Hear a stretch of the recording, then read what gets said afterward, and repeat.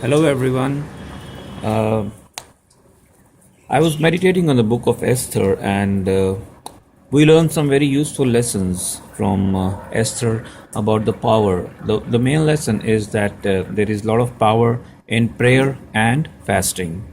So, we read in chapter 3 that how Haman, who was a high official with the king, he plotted to get all the Jews killed, and he got the king to pass a decree that all the Jews will be exterminated on a particular day. Now, why did he do that? He did that because Mordecai, Esther's uncle, he refused to bow down before Haman, and he was also so Mordecai did not give respect to Haman. So Haman thought that he would, take revenge on the whole Jewish community and on Mordecai. So he got the king to issue a decree. Now, when Queen Esther learned about this through her uncle, she in chapter 4, we read in verse 15 that then Esther sent this reply to Mordecai: Go and gather all the Jews of Susa and fast for me, and do not drink anything for 3 days, night or day. So, all the Jews of the land fasted, and as a result, that night, a particular night, the king had trouble sleeping. He could not sleep, so he got his attendant to read him the book of history of his reign. Now, in that book, it was recorded that once Mordecai had exposed a plot to of two people, excuse me, the of two people who were going to execute the king, and they were two eunuchs, and they had plotted against the king. So Mordecai had exposed this plot, and the king's life was saved. But then the king had forgotten all about it. So that night, during the time of prayer and fasting, when all the people and Esther were fasting, the king could not sleep. Now, why the king could not sleep? That was the power of God working. God works when we fast and pray.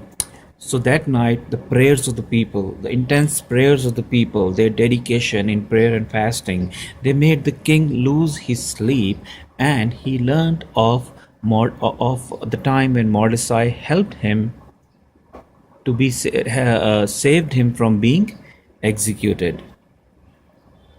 So then, the same night, the king came to know that he asked his attendant that did we reward Mordecai for his act that he saved my life? So his attendant said no. We did not give anything to Mordecai. Nothing has been done for him. So then the king ordered Mordecai to be honored, and he was honored by Haman. Now see what fasting did. Haman hated Mordecai. He was planning to execute him, but in a reversal of events, God, through the king, made Haman put on the royal robes and honor Mordecai.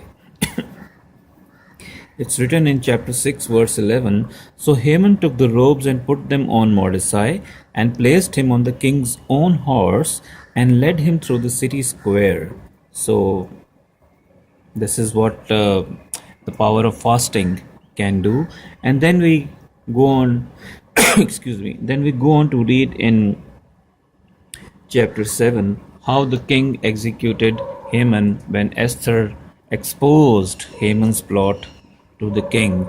So Haman was executed on the same pole that he had prepared for Mordecai's death.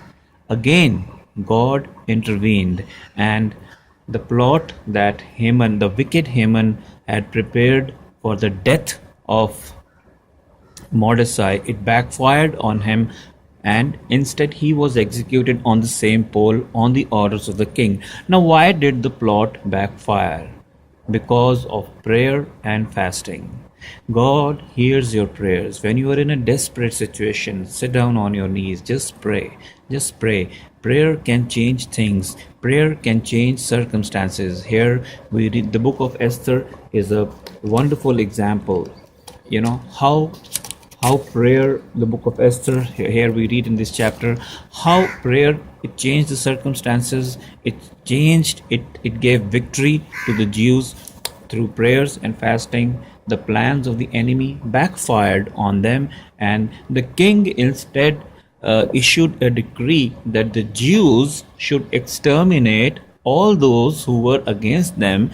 And we read in verse 9 that they killed 75 of those who hated them. And to this day, the Jews remember this and celebrate the festival of Purim. And it's an annual festival which goes on for 2 days, and they give gifts of food to each other and give presents to the poor. So I would just like to encourage you today. Maybe you might be facing with a situation where you don't see any breakthroughs in a desperate situation, and but however desperate the situation may be, don't lose hope. Pray, pray, and if you can, just fast for your breakthroughs. Remember, God is a good God. He is a worthy God. He is a mighty God. He can change circumstances. If He can work for Esther, he can work for you also. And you don't have to be scared. Why? Because the God of Abraham, Isaac, and Jacob is with you. May this story inspire us all to keep praying, to keep fasting, to keep always seeking God, and to never give up. God bless you.